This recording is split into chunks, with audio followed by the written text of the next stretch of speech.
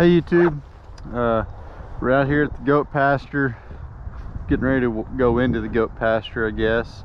Yesterday we made a pasture move from the green gate over there on the other side of the railroad tracks. We were in that corner of that pasture, and we came through that green gate and came across these railroad tracks and came into this pasture right here.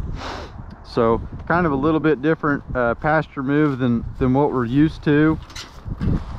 Just made for a little more interesting of a move, but we got them across all right, pretty easy, so not too much stress there.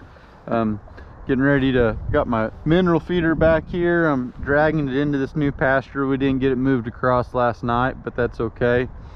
So anyhow, I thought I'd bring you along and we'd go check out these goats in this pasture and make sure everybody's doing all right. So anyhow, we're gonna head on in here.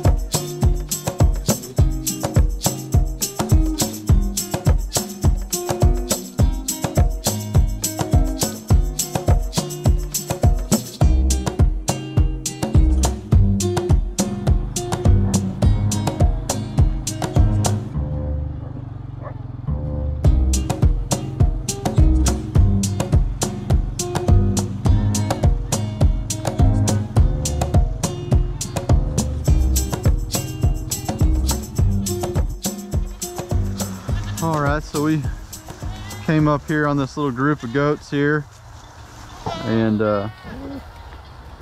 wanted to take a little bit of time to talk to you guys about some questions that had been posted on our comment section. Had a question on there about wormer for these goats.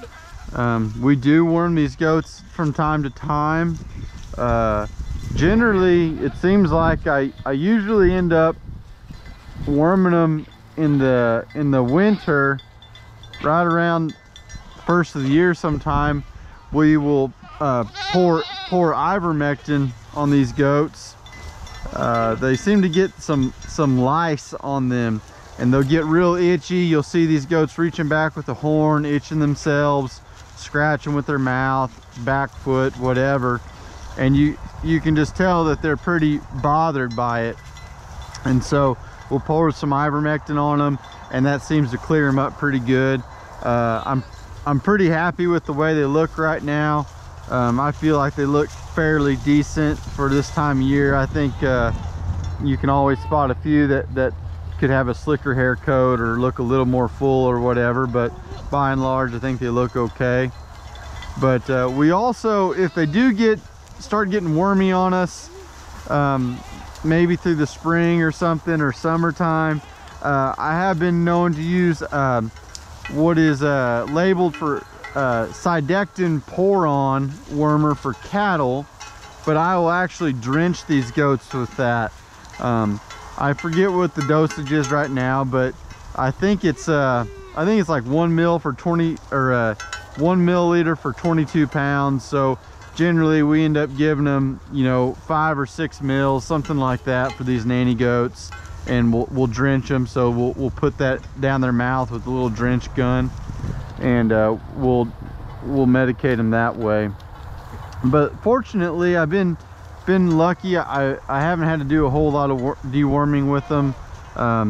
Maybe I'd be better off if I did it more often, but so far we haven't done too much.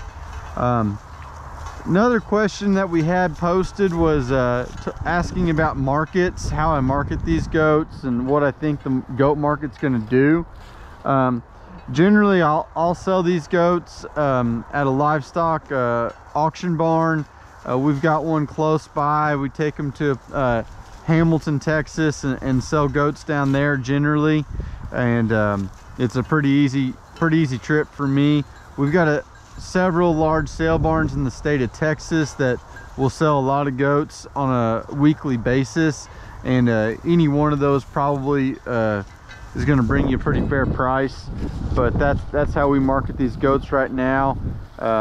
If we got our herd up to a sustained level and didn't want to grow it anymore, we probably would try to do some private treaty sales of these female kids and sell them as replacements, but we just hadn't quite got to that point yet.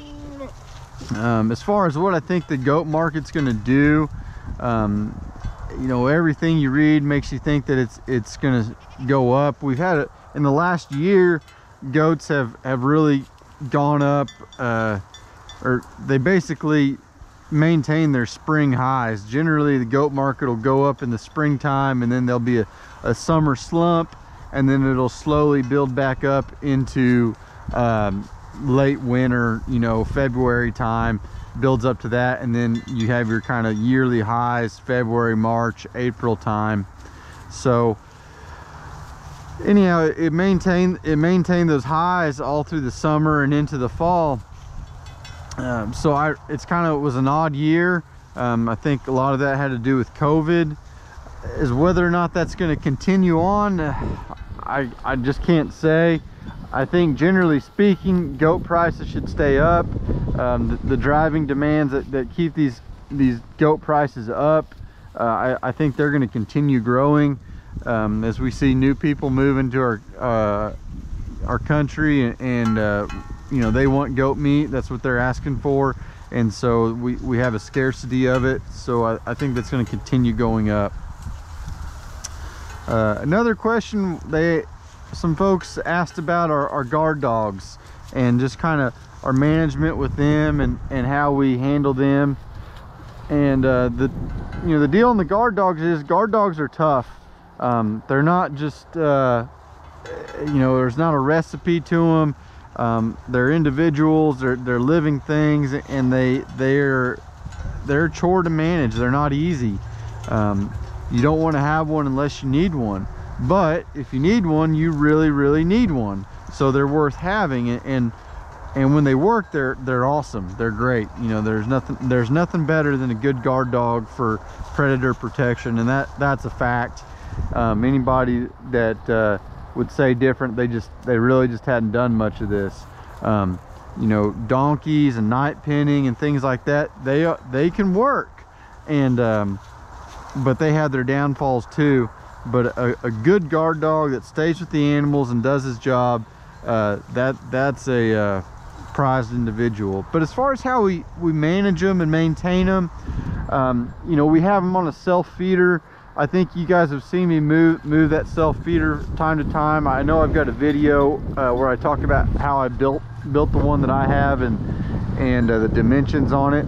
But that self feeder allows that I don't have to come out here and feed these dogs every day. They can feed themselves.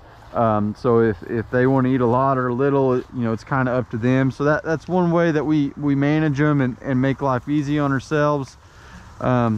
I'll give these dogs a heartworm pill once a month. We're using Interceptor right now, and you know, it's a non-issue. You probably there's probably other things that would work for that, other ways to go about that, but that's what we've been doing, and it works fine for us. Additionally, I will give a pill for tick control. In my part of the world, I feel like I've struggled with ticks before on these dogs. When I first started out in the springtime, early summer, those dogs, I had a couple of them kind of just get drawled down from ticks and kind of got sick and acting funny. So basically 3 months, I think what I'm doing is like a March, April, May dose, and I'll give something called Simpirica, and it's a monthly pill. Give it orally. I like oral meds for these guard dogs whenever I can, because you can just wad up some hamburger, you know, and toss it to them. Some of these dogs are tough to catch and be, you know, you can't get your hands on them to administer something, but you can toss them a little hamburger and they'll wolf it down and they'll take their meds that way. So that's pretty easy. But that Simparica, you know, I'll give it during that time of year where I feel like we've got the highest population of ticks out there, and when I'm most worried about those dogs getting infested with them. I'm not saying that's right or wrong or indifferent. That's just what I've been doing, and I feel happy with those results. The Simparica is pretty expensive. That's why I only do it 3 months out of the year.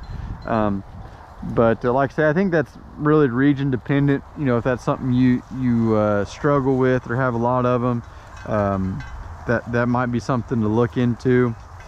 As far as like training them, you know, first off, you don't train a guard dog. These type of dogs are independent minded. They're not mechanical like a herding dog is mechanical, or maybe a retriever is a little mechanical.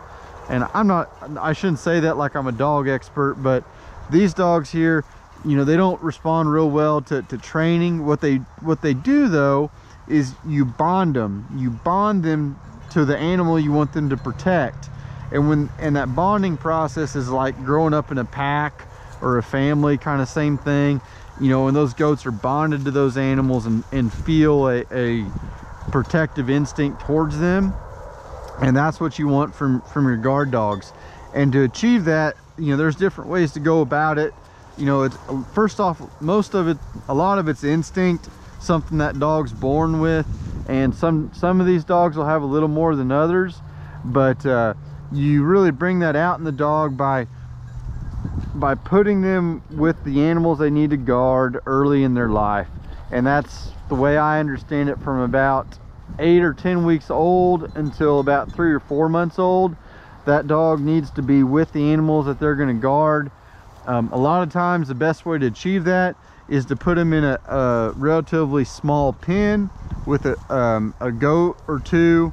If you're doing sheep, obviously you'd want sheep, but some animals that aren't going to be real hard on those dogs, not going to be mean to them. So not some, you know, mean old nanny that's kind of rough, but something that you know is kind of gentle. And those dogs just need to live with that animal 24/7 in close proximity, and that'll be, you know, what gets them bonded onto them. You know, with that said, I don't claim to have all the answers on these guard dogs. I've struggled with dogs that roam. They don't want to stay home. Fortunately, I haven't dealt with any dogs that, you know, want to, you know, kill kids or, you know, kill the livestock they're protecting. That's something I haven't had to deal with, or at least yet. But the roaming thing, that's an issue. You got neighbors that, you know, they don't want your dogs on their place, whatever, understandably so. And so that can be an issue. But getting them bonded on really well early on is the biggest key to that. And then just kind of doing your best after that. There's different little tricks and techniques to try to keep those dogs home, and they're worth employing for a little while. But if that dog gets, you know, much over, you know, 1.5 years old and they're still doing that kind of stuff, that's not a good sign generally. The people I talk to that raise a lot of these dogs and have a bunch of them. So anyhow, you kind of got to figure it out. You got to do the research, get online, read a book. That's the best thing you can do, and then talk to people that do it full time. I've been doing this now for 3 or 4 years now, so I haven't been in it long enough to really be extremely experienced, but I managed to keep all these goats protected. I don't have predation problems right now, so my dogs are working for me, and I'm really happy with them.